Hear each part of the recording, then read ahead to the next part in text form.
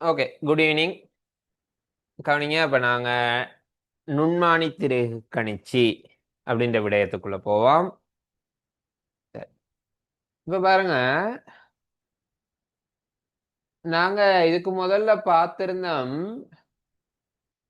10 சென்டிமீட்டரை விட குறைவான ஒரு நீளத்தை 10 சென்டிமீட்டரை விட குறைவான ஒரு நீளத்தை மீட்டர் கோலால அளக்கக்கூடாது. அப்படி அளந்தா சதவீத வலு ஒன்னை விட கூடியிருந்தனே. இப்ப பாருங்க, சரியா அவதானிச்சு கொள்ளுங்க. ஒரு சென்டிமீட்டர் நீளத்தை 1 சென்டிமீட்டர் வேணியரால் அளக்கக்குள்ள சதவீத வலு என்னன்னு காண்ற. உனக்கு தெரியும், சதவீத வலுவுக்கு சமன்பாடு இழிவெண்ணிக்கையின் கீழ் வாசிப்பு தர 100. நான் அளக்க போறது 1 சென்டிமீட்டர் நீளம். அளக்க போற கருவி வேணியர் இடிக்குமானி. சொல்லுங்க, வேணியர் இடிக்குமானிட இழிவெண்ணிக்கை ஒருக்கா. அப்ப வேணியர் இடிக்குமானிட இழிவெண்ணிக்கை 0.1 மில்லிமீட்டர். நான் அளக்க போறது 1 சென்டிமீட்டர்னா அது 10 மில்லிமீட்டர். தர 100. ஓகே, எங்க சுருக்கி சொல்லுங்க, சதவீத வலுவுக்கு என்ன ஆன்சர்? 0.0 வெட்டலாம். 0.1 10ஆல பெருக்குனா சதவீத வலு 1%. என்ன? ஓகே, அப்ப கவனிங்க, இந்த மாதிரி 1 சென்டிமீட்டர் நீளத்தை வேணியரால் அளக்கக்குள்ள சதவீத வலு 1ன்னு வருது. அப்போ 1 சென்டிமீட்டரை விட குறைவான நீளங்களை வேணியரால் அளந்தா சதவீத வலு 1 விட கூடியிருந்தானே. அப்ப அந்த மாதிரி 1 சென்டிமீட்டரை விட குறைவான அதாவது மிக சிறிய நீளங்களை அளக்கிறதுக்கு நீங்க இதுக்கு பிறகு வேணியரை பயன்படுத்த கூடாது. மிக சிறிய நீளங்களை அளக்கிறதுக்கு நுண்மானியை தான் பயன்படுத்த போறான். ஓகே, இப்போ உதாரணத்துக்கு இதே இதே கேள்வியை, இதே 1 சென்டிமீட்டர் நீளத்தை நுண்மானியால் அளக்கக்குள்ள சதவீத வலு பாருங்க. நுண்மானியிட இழிவெண்ணிக்கை 0.01. பொருள்ட வாசிப்பு 10. தர 100. 0.0 எட்டுப்படுது. இதை பெருக்கின ஆன்சர் 0.1%. ஏன்னா, அப்ப இந்த வாசிப்பை வேணியரால் அளந்தா 1% வருது, நுண்மானியால் அளந்தா 0.1 சரியா குறைவா தான் வருது. அப்ப எங்க சதவீத வலு குறைவோ அதுதானே நல்ல கருவியாக இருக்கும். ஓகே, அப்ப மிக சிறிய நீளங்களை அளக்கிறதுக்கு பொருத்தமான கருவி இந்த நுண்மானி திருகு கணிச்சி தான். ஓகே, அவ பாருங்க, இந்த நுண்மானி திருகு கணிச்சி தொடர்பாக சில விஷயங்கள் சொல்றேன், அவதானிச்சு கொள்ளுங்க. நுண்மானி திருகு கணிச்சியில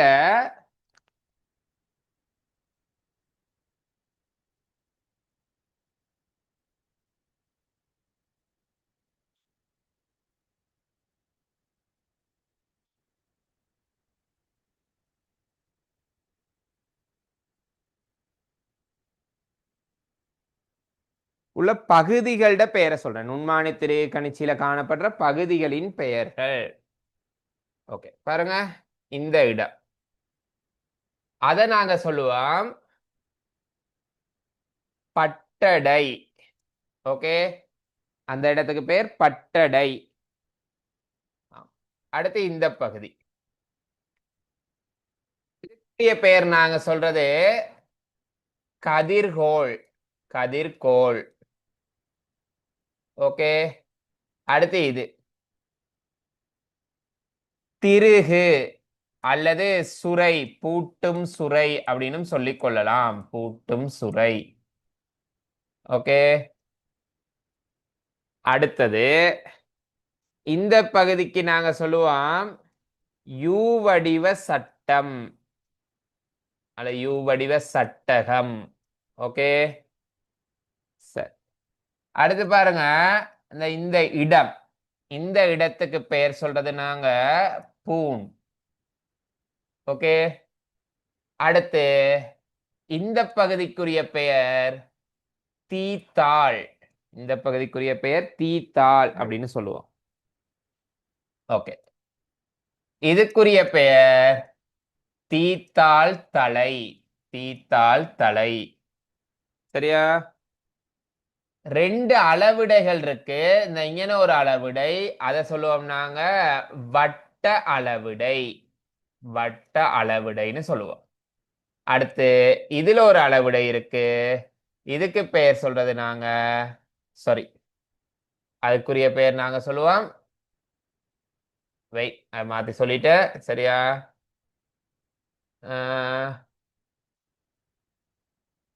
ஓகே. இந்த அளவிடையை நாங்க சொல்றது நேர்கோட்டு அளவிடை. நேர்கோட்டு அளவிடை. இங்கன உள்ள இந்த அளவிடைக்குரிய பெயர் நாங்க சொல்லுவோம் வட்ட அளவிடை. சரியா? அப்ப இதுதான் நுண்மானி திரைக்கணிச்சிட பகுதிகள். அப்ப இந்த பகுதிகள் தொடர்பா நீங்க தெரிஞ்சு வச்சிருக்கணும். சரி, இப்ப கவனிங்க, இது எப்படி இந்த நுண்மானி தொழிற்படுது, இந்த நுண்மானி திரைக்கணிச்சி எப்படி தொழிற்பட வைக்க போறோம் அப்படின்ற விஷயங்களுக்குள்ள பார்ப்போம். சரியா? ஓகே. சரி, இப்ப பாருங்க, இந்த நுண்மானி திரைக்கணிச்சியில இந்த யூ வடிவ சட்டகம் இருக்கு தானே? அந்த யூ வடிவ சட்டகத்துல அதால அளக்கக்கூடிய உயர் நீளம் 25 மில்லிமீட்டர். நாங்க 2.5 சென்டிமீட்டர்னு இதை தான் படிக்கிறேன். அதை கொடுத்துருக்காங்க. அடுத்தது அந்த கருவியிட இழிவெண்ணிக்கையும் கொடுத்துருக்காங்க. அந்த கருவியிட இழிவெண்ணிக்கையும் கொடுத்துட்டாங்க. 0.01 மில்லிமீட்டர் அப்படின்ற ரெண்டு விஷயங்கள் அதுல கொடுக்கப்பட்டிருக்கு. சரி, இப்ப பாருங்க, இந்த நுண்மானி திரைக்கணிச்சியில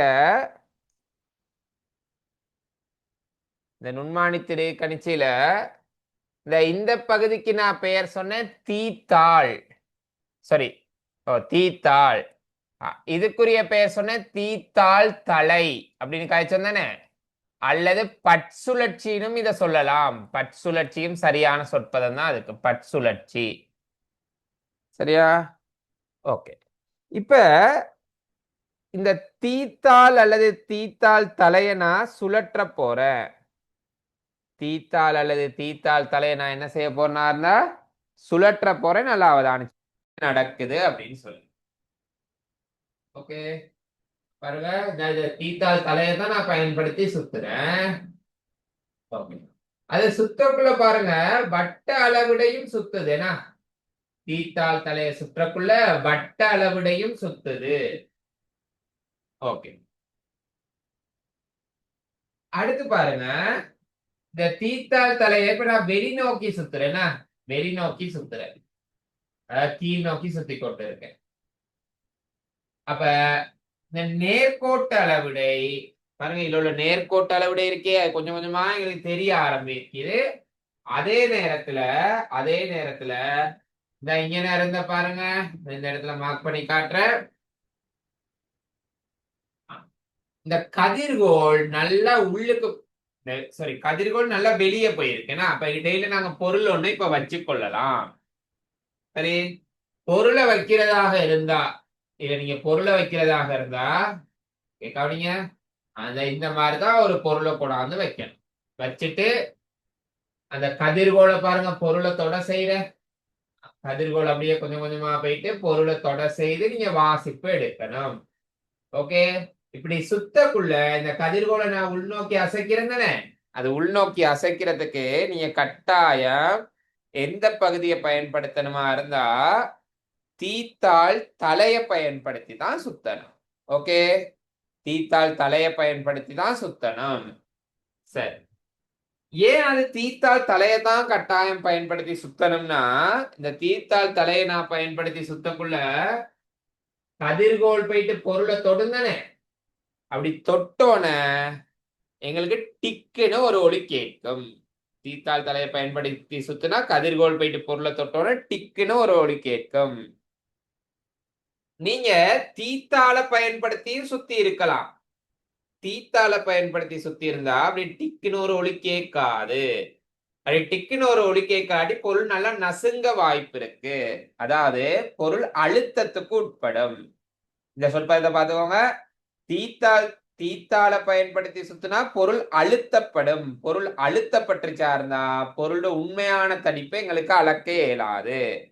அப்ப பொருள் அழுத்தப்படாமல் இருக்கணுமாக இருந்தா நீங்க எந்த பகுதியை தான் பயன்படுத்தி சுழற்றணுமாக இருந்தா தீத்தாள் தலை. ஓகே, கையில காட்டப்படுற தீத்தாள் தலையை பயன்படுத்தி தான் கதிர்கோள பொருளை தொட செய்யணும். ஓகே, தீத்தாளை பயன்படுத்தி சுத்தலாம். தீத்தாளை பயன்படுத்தி சுத்தல என்ன பிரச்சனை வரும்னு சொன்னா பொருள் நல்லா அழுத்தப்பற்றும். பொருள் அழுத்தப்பட்டுச்சாருன்னா பொருளோட உண்மையான வாசிப்பை எடுக்கலாம போயிடும். சரியா? ஓகே,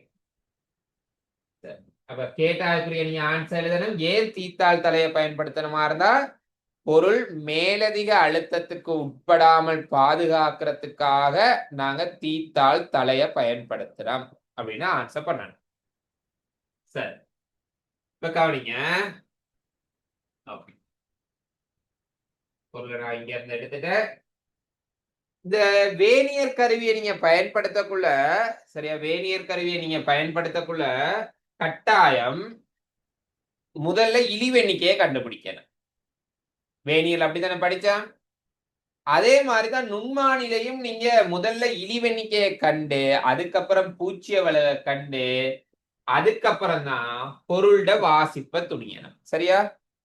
அதுக்கப்புறம் தான் பொருளோட வாசிப்பை துணியணும். கவனிங்க, இந்த நுண்மானி திரையை கணிச்சியில இழிவெண்ணிக்கை காண்றதுக்குரிய சமன்பாடு இருக்கு. என்ன சமன்பாடுனா நுண்மானியில இழிவெண்ணிக்கை காண்றதுக்கான சமன்பாடு எழுதுற பாருங்க. இழிவெண்ணிக்கை சமன் குறியீடை தூரத்தின் கீழ் வட்ட அளவிடையில் உள்ள பிரிவுகளின் எண்ணிக்கை. இதுதான் நுண்மானி திரை கணிச்சியில இழிவெண்ணிக்கை காண்றதுக்கான சமன்பாடு. ஓகே, இப்ப பாருங்க, இந்த வட்ட அளவிடையில் உள்ள பிரிவுகளுடைய எண்ணிக்கை தொடர்பா சொல்றேன். இந்த மேல உள்ள படத்தை பாருங்க. இந்த இங்க இருக்கு 45 காட்டி இருக்காங்க. அப்ப இது 45வது பிரிவு. ஓகே, இது 46. ஒண்ணு மார்க் பண்ற பாருங்க. அதுக்கு மேல உள்ளது 47. இது 48, 49னா உங்களுக்கு இந்த வட்ட அளவுடைய உண்மைக்குமே அது 0ன்னு போட்டதுக்கு என்ன மொத்தம் எத்தனை பிரிவுகள் இருக்கா இருந்தா 50 பிரிவுகள் இருக்கு. ஓகே, இந்த நுண்மானில வட்ட அளவுடையில 50 பிரிவுகள் இருக்கு. நான் இந்த கீழே ஒரு நுண்மானிட வட்ட அளவுடை வரைகிறேன். நீங்க எனக்கு அதை பார்த்து சொல்லுங்க. அந்த வட்ட அளவுடையில எத்தனை பிரிவுகள் இருக்கு அப்படின்றத பார்த்து சொல்லுங்க பாப்போம். இந்த கீழே வரைஞ்சிருக்க இதுல வட்ட அளவுடையில எத்தனை பிரிவுகள் இருக்கு?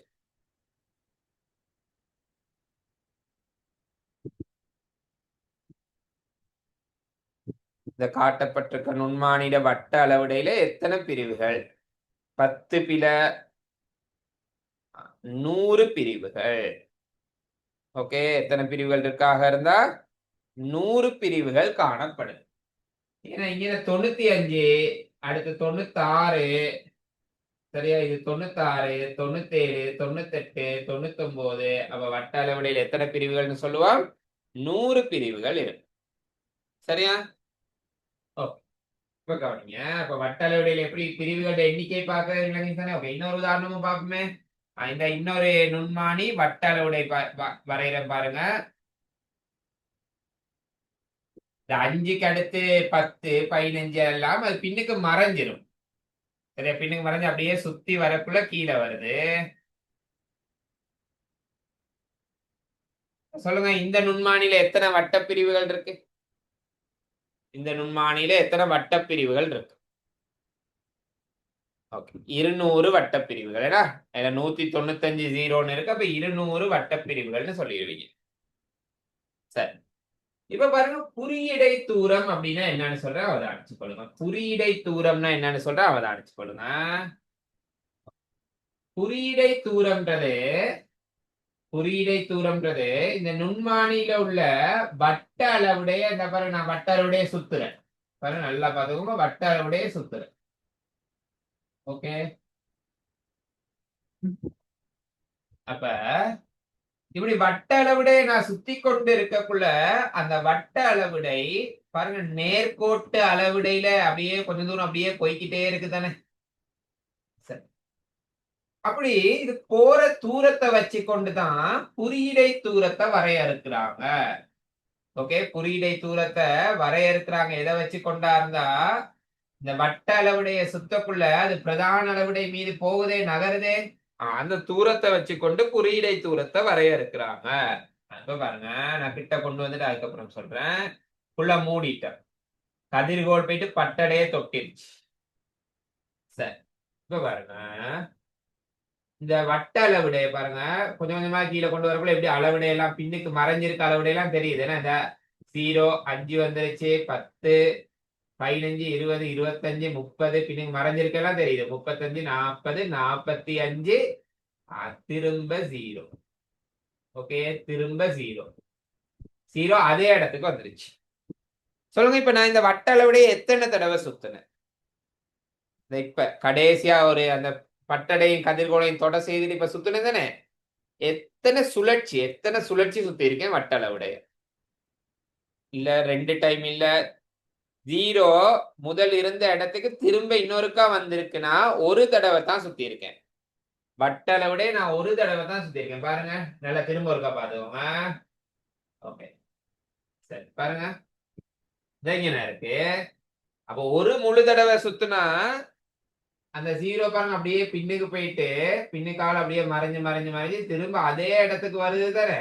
திரும்ப அதே இடத்துக்கு வருது. அப்ப ஒரு தடவை சுத்திட்டேன், சரியா? இப்படி இந்த வட்ட அளவுடை ஒரு தடவை சுத்தக்குள்ள அது பிரதான அளவுடையில கொஞ்ச தூரம் நகர்ந்து இருக்கும் தானே. அப்படி நகர்ற அந்த தூரத்தை தான் என்னன்னு வரையறுக்கிறாங்களாக இருந்தா குறியீடை தூரம் அப்படின்னு வரையறுக்கிறாங்க.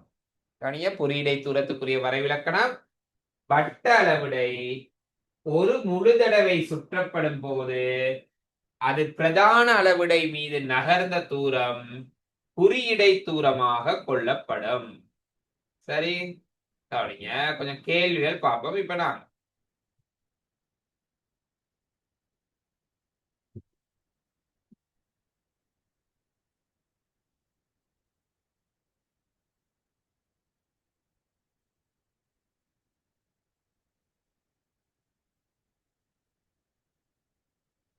ஓகே, இதான் நுண்மானித்திரை கணிச்சு நோட்ஸ் உங்களுக்கு அனுப்பியிருந்தேன்.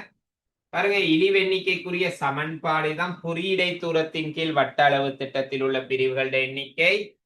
அப்ப குறியீடை தூரம்னா பாருங்க நுண்மானி திருக்கணிச்சிட வட்ட அளவுடைய ஒரு முழு தடவை கட்டாயம் வரணும். ஒரு முழு தடவை சுற்றப்படும் போது அது பிரதான அளவு திட்டத்தின் மீது நகர்ந்த தூரம் குறியீடை தூரம். அது என்ன பிரதான அளவு திட்டத்துல நகருதுன்றதெல்லாம் முதல் காட்டின அந்த அனிமேஷன் வீடியோல விளங்கி இருக்க. அதை தான் நாங்க குறியீடை தூரம்னு சொல்றோம். சரி, கேள்வியை பாப்பா. எங்க முதலாவது கேள்விக்கு ஆன்சர் பண்ணுங்க. முதலாவது கேள்விக்கு ஆன்சர் பண்ணுங்க.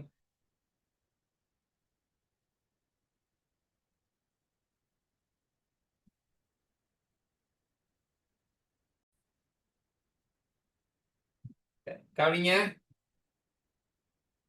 இழிவெண்ணிக்கைக்கு சமன்பாடு குறியீடை தூரத்தின் கீழ் வட்ட அளவிடையில் உள்ள பிரிவுகளின் எண்ணிக்கை.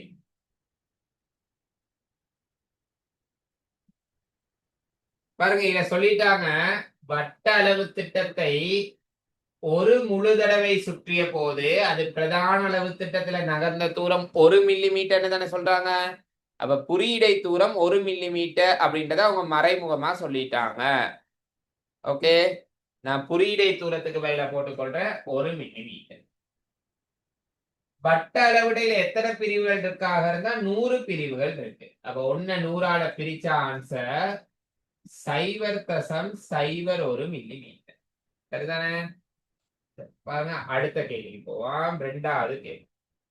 ரெண்டாவது கேள்விய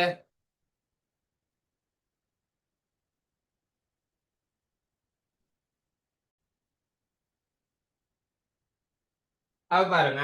ரெண்டாவது கேள்வி, குறியீடை தூரம் 0.95 வட்ட அளவுடையில 50 பிரிவுகள் இருக்கு. பிரிச்ச ஆன்சர் 0. 0.019 மில்லிமீட்டர். ஓகே, பாருங்க மூணாவது கேள்வி. ட்ரை பண்ணுங்க மூன்றாவது கேள்வி.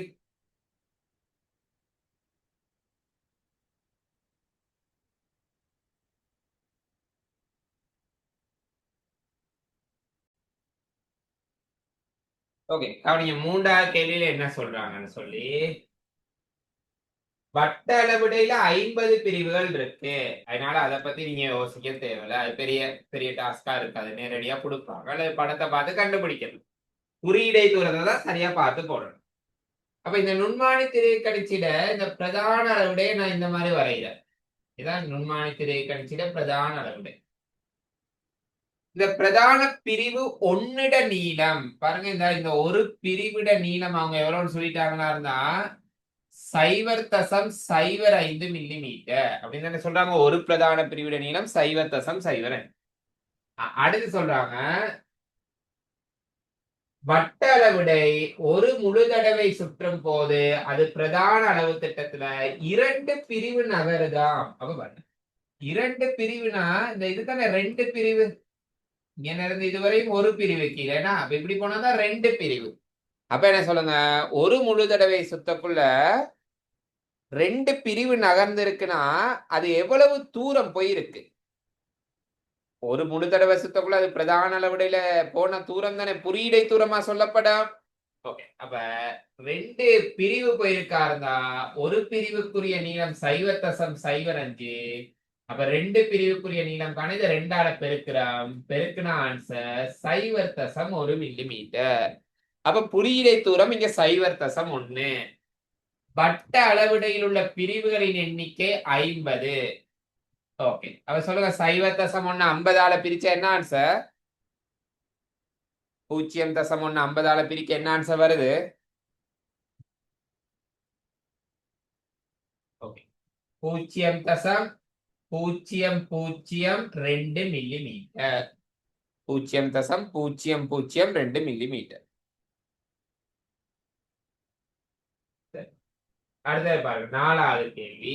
நாலாவது கேள்வி செய்துட்டு சொல்லுங்க என்ன ஆன்சர்னு சொல்லி.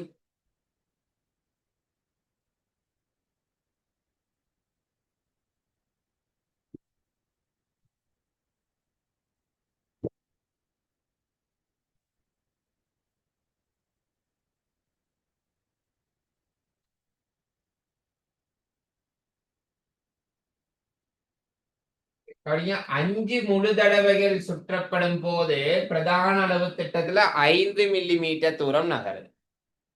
5 தடவை சுத்தக்குள்ள 5 மில்லிமீட்டர். ஆகவே ஒரு தடவை சுத்துனா 1 மில்லிமீட்டர் தூரம் போயிடும். ஒரு தடவை சுத்தக்குள்ள போன தூரம் தானே குறியீடை தூரம்னு சொல்லுவான். அப்ப குறியீடை தூரம் 1 மில்லிமீட்டர். வட்ட அளவுடையில காணப்படுற பிரிவுகளோட எண்ணிக்கை 100.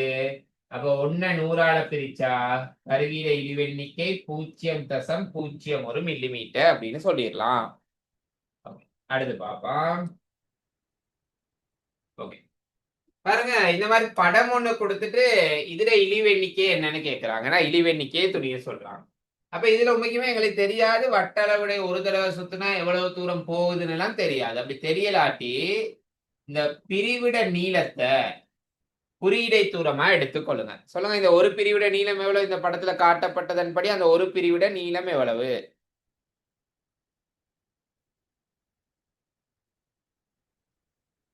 எவ்வளவு அந்த ஒரு பிரிவின் நீளம்?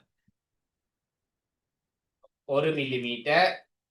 வட்ட அளவுடையில எத்தனை பிரிவுகள் இருக்கு? படத்தை பார்த்து சொல்லுங்க, வட்ட அளவுடையில எத்தனை பிரிவுகள் இருக்கு?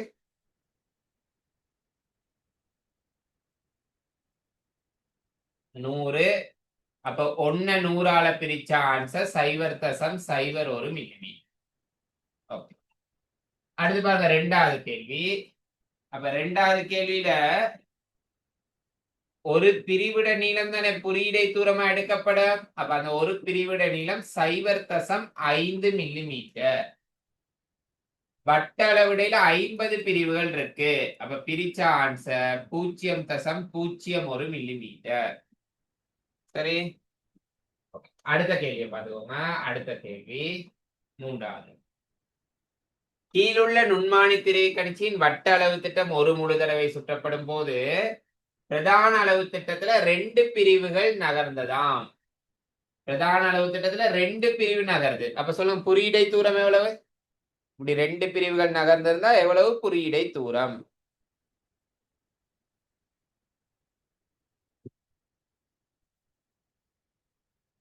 பிரதான அளவு திட்டத்துல 2 பிரிவுகள் நகர்ந்த இல்ல, ஒரு பிரிவுக்கு தான் 0.5. 2 பிரிவு போயிருக்குமா இருந்தா குறியீடை தூரம் 1 மில்லிமீட்டர். ஓகே, அப்ப அந்த வட்ட அளவுடையில் உள்ள பிரிவுகளோட எண்ணிக்கை 50ஆல பிரிக்க போறோம். அப்ப 50ஆல பிரிச்சா 0.02. ஏன் இங்க நான் குறியீடை தூரம் 0.5ன்னு சொல்லாம 1ன்னு சொல்றேன்னா, இவங்க சொல்லிட்டாங்க, மேல தரவு சொல்லியிருக்காங்க பாருங்க. ஒரு முழு தடவை சுற்றும் போது பிரதான அளவு திட்டத்துல 2 பிரிவு நகருது. அப்ப அப்படி சொல்லிட்டா நாங்க அவங்க சொன்ன தரவை வச்சுக்கொண்டுதான் குறியீடை தூரம் காணணும். மேல கேள்வியில எதுவுமே சொல்லி இருக்கல. ஆகவே நாங்க நேரடியாக குறியீடை தூரம் அந்த ஒரு பிரிவிட நீளம் குறியீடை தூரமாக எடுத்தோம். ஓகே, அடுத்து கவனிங்க, டியூப் கேள்விகள் கொஞ்சம் பார்ப்போம்.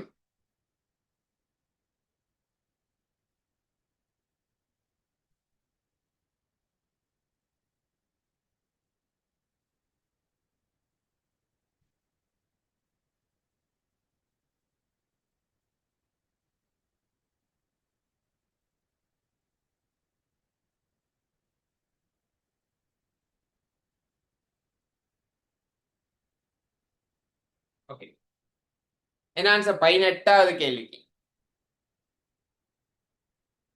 18. 18வது கேள்வியில சொல்லிட்டாங்க, 5 தடவைகள் சுற்றும் போது 5 மில்லிமீட்டர் போகுது. 5 தடவைக்கு 5 மில்லிமீட்டர்னா ஒரு தடவைக்கு 1 மில்லிமீட்டர். அதைத்தானே நாங்க குறியீடை தூரம்னு சொல்லுவோம். அப்ப சரியான ஆன்சர் 3 ஆகும். ஓகே, அடுத்து பாருங்க, 19வது கேள்வி. குறியீடை தூரம் Pன்னு சொல்லிட்டாங்க. வட்ட அளவிடையில் உள்ள பிரிவுகள் எண்ணிக்கை N. அப்ப கருவியில இழிவு எண்ணிக்கை கேட்கிறாங்க. குறியீடை தூரத்தை வட்ட பிரிவுகள் எண்ணிக்கையால பிரிக்கிறீங்க. P இன் கீழ் N சரியான ஆன்சர். ஓகே, அடுத்து பாருங்க, 20வது கேள்வி. 20வது கேள்விக்குரிய ஆன்சர் சொல்லுங்க பாவம். நீ சொன்ன பிறகு நான் டிஸ்கஸ் பண்றேன் 20வது கேள்விக்குரிய ஆன்சர்.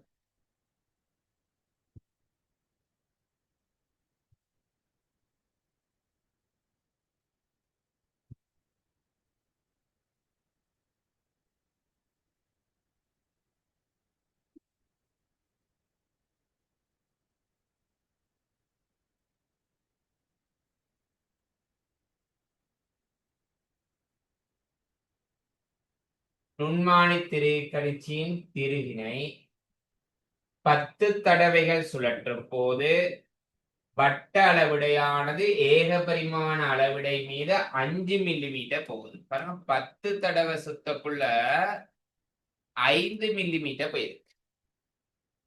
10 தடவை சுத்தக்குள்ள 5 மில்லிமீட்டர்னா ஒரு தடவை சுத்தக்குள்ள 0.5 மில்லிமீட்டர் போகும். ஒரு தடவை சுத்தக்குள்ள அது போன தூரம் தானே குறியீடை தூரம். அப்ப குறியீடை தூரம் 0.5. வட்ட அளவிடையில சரியா 50 பிரிவுகள் இருக்கு அப்படின்னு சொல்லிட்டாங்க. அப்ப 0.5 50ஆல பிரிச்சா 0.01 மில்லிமீட்டர். அதான் சரி, 20வது கேள்விக்குரிய ஆன்சர்.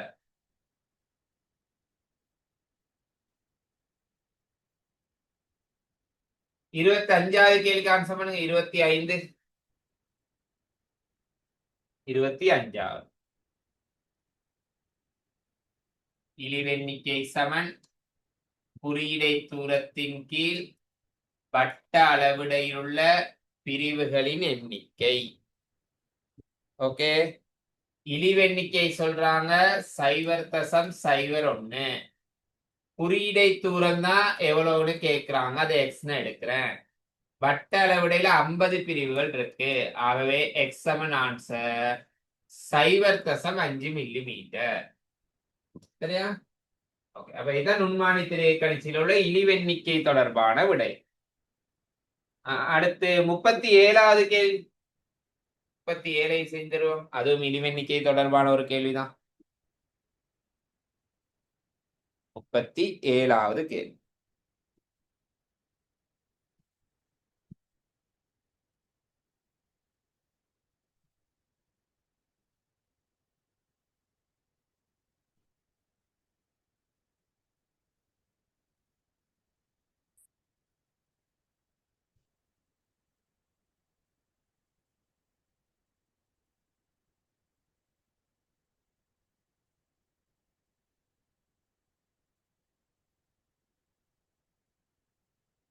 ஓகே பாப்போம். கவனிங்க. வட்ட அளவிடையில 100 பிரிவுகள் இருக்கு. திருகினை 2 தடவைகள் சுத்தும் போது 1 மில்லிமீட்டர் போகுது. 2 தடவை சுத்தக்குள்ள 1 மில்லிமீட்டர்னா ஒரு தடவை சுத்தக்குள்ள 0.5 மில்லிமீட்டர் தூரம் போயிருக்கும். ஏன்னா அப்ப நான் இழிவெண்ணிக்கைக்கான இந்த குறியீடை தூரம் 0.5 வட்ட அளவிடையில் உள்ள பிரிவுகளுடைய எண்ணிக்கை 100ஆல பிரிக்கிறேன். பிரிச்ச ஆன்சர் 0.005 மில்லிமீட்டர். சரிதானே? அப்ப இழிவெண்ணிக்கை ஓகேன்னு நினைக்கிறேன். அப்ப அடுத்து நாங்க பார்க்க வேண்டியது பூச்சிய வடு. இன்னைக்குரிய இந்த அளவீட்டு கருவியல் கிளாஸ் இதோட நிப்பாற்ற. அடுத்த கிளாஸ் எப்பன்ற குரூப்ல போடுறேன். அப்ப அடுத்த கிளாஸ் உங்களுக்கு பூச்சியோட தொடர்பா சொல்லித்தரேன். ஓகே, பாய், குட் நைட்.